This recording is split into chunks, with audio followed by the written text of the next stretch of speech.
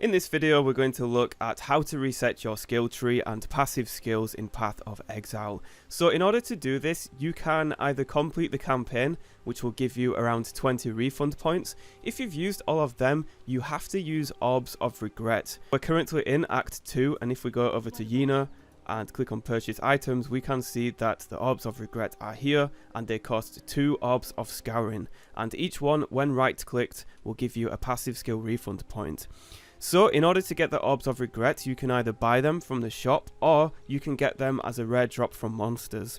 Now, one way to get the Orbs of Regret from buying them is to buy Orbs of Scouring for Orbs of Chance, and then you can use the Orbs of Scouring to buy the Orbs of Regret. So let's go over to our stash and let's remove all of the Orbs of Scouring as well as the Orbs of Chance.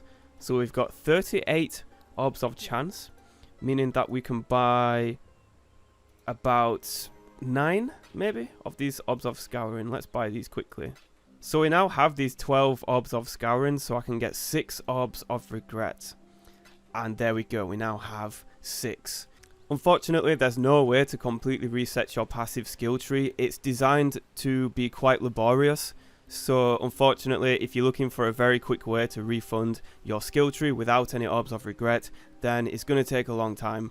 So in short, you can either buy them from the vendors by using Orbs of Chance to buy Scouring Orbs and then Scouring Orbs to buy Orbs of Regret, or you can get them as a rare drop and you get around 20 refund points in total as you complete the campaign. So make sure you do all of the optional quests because some of them reward refund points. Thank you for watching. If this video helped, be sure to leave a like and a nice friendly comment, and consider joining for a month to help develop Minutemanual.com. Thank you very much.